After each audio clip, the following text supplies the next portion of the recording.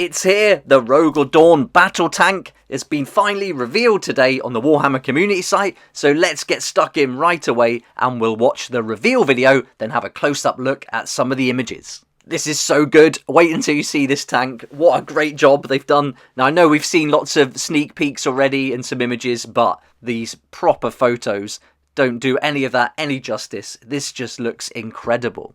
It's a beast of a tank, and this is going to look excellent alongside the new models that come in the Cadian army set. It looks like they've taken everything cool from all the other tanks for the Imperial Guard and just crammed it all together in this one. So really well done, looks brilliant. Now let's find out more about the different weapon options and the rest of the information that they gave in the article.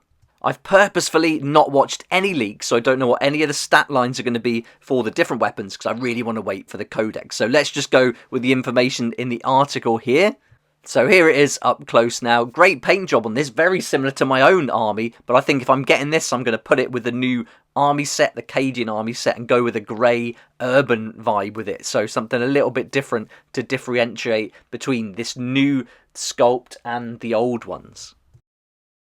It says this is a behemoth of a tank, and although it's got lots of heavy armour, it's still going to keep up with those Leman Russ battle tanks. Now, size-wise, it's certainly in between the Leman Russ and the Baneblade, so that could give us a good idea of the size. I think the Baneblade's going to be a little bit wider than this, whereas the turret's pretty big, though, so the turret could be a similar size to the one that's on the Baneblade, but the actual tank itself, the hull, is going to be a little bit smaller, I think.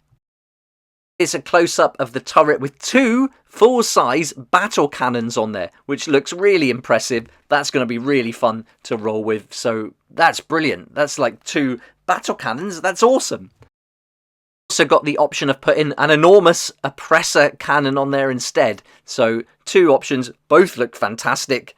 Yeah, I'm not sure which one I like the best. I do like the sound of having two battle cannons, though. If you go with the oppressor cannon, though, it does say that there is a coaxial autocannon to the side of it, as you can see in this next image. For the front-on image, as we go up, you'll see that coaxial autocannon coming into view, along with lots of other cannons on there. So some Gatling cannons, are those melters or flamers, bolters on the side, and you've even got a heavy stubber on the top. I love this view of the tank. It just looks so good, and I like how it's got some of the tank treads covered up with those guards, but you're still seeing quite a lot of them, and they're definitely chunky. Not as chunky as the Baneblade, but certainly chunkier than the Leman Russ. So yeah, these are definitely going to be an in-between size tank, but I really like the style of it. It's going to suit the urban environment that I've got in mind perfectly. That's going to look really great, and doing it in grey and dark grey I think will look fantastic. We get a close-up look at the weapons now, and also a top-down look on the tank. So yeah, with those two battle cannons, that's a great view. Having the two battle cannons on there is really nice. But now looking at this angle, I think the oppressor cannon might be pretty cool. I think I'll just have to magnetize it all anyway. So get the magnets out, have both options for sure. There's no way I'm just putting one of those and committing fully to that. But I do like the Gatling cannon as well at the front. That's really nice. And some of the other options. It looks like it's going to be easy to magnetize all of this anyway. So all the other models were pretty straightforward. So I don't see why this one is going to be any different. But really nice features. You've got all the sandbags and tools, cables and everything going on there. It just looks brilliant. Let's have a closer look at that Gatling cannon. Now this is a Castigator Gatling cannon, and this is going to be on the front of the hull. So this is going to be brilliant for when you're taking out those infantry or swarm armies, but then you've got the option to swap it out for a pulverizer cannon, which is going to do a little bit more damage. So that's looking pretty nice too. It says it's the Demolisher cannon's only slightly smaller brother. So yeah, that's going to pack a punch for sure. Here we're getting a close-up at the sponsons, so you can put a pair of heavy bolter or multi-melters on those sponsons. So again, some serious damage coming from those multi-melters, but nice to have the option for the heavy bolters too.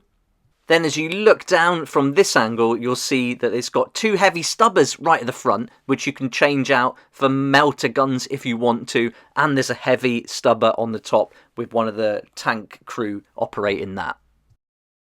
So there we go, some great images of this awesome looking tank. It says at the very bottom of the article that it will be rolling off the assembly lines before long, but there's still time for one last model reveal next week. So there's still more to come. We're going to see something else next week. Can't wait to see what that's going to be. And also, are we going to get the army set as a pre-order preview this coming Sunday to order the following Saturday? So yeah, I think it could be time, hopefully another week after that, though I need a break. There's so much cool stuff at the moment, but yeah, lots to look forward to.